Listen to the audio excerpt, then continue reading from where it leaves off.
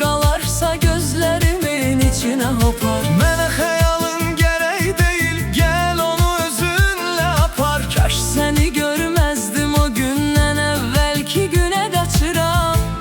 Nə mənası var?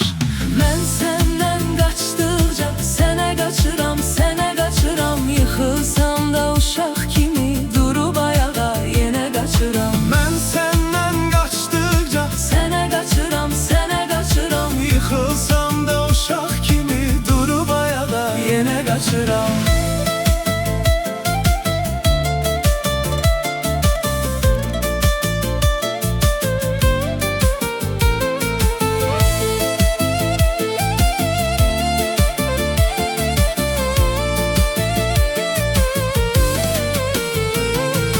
Sevdi ürək, bilmirəm ki düzmü yoxsa səhv elədi. Görməyinə peşman oldu ürək, gözü əhv elədi. Sevgi elə bəlaymış ki təslim olanı məhv elədi. Məhz belə məhv olmamaq üçün Eşqə gəlib sinə qaçıram. mən səndən qaçdıqca Sənə qaçıram, sənə qaçıram. Yıxılsam da uşaq kimi durub ayağa yenə qaçıram. Mən səndən qaçdıqca Sənə qaçıram, sənə qaçıram. Yıxılsam da uşaq kimi durub ayağa yenə qaçıram.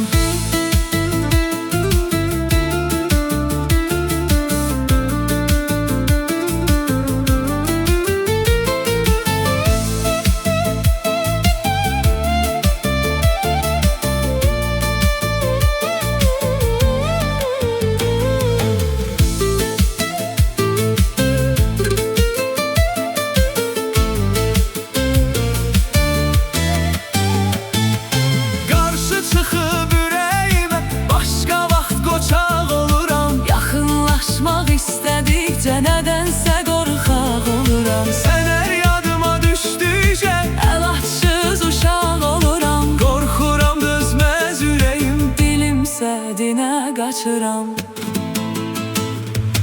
Mən səndən qaçdıqca sənə qaçıram, sənə qaçıram. Yıxılsam da uşaq kimi durub ayağa yenə qaçıram. Mən səndən qaçdıqca Sənə qaçıram, sənə qaçıram. Yıxılsam da uşaq kimi durub ayağa yenə qaçıram.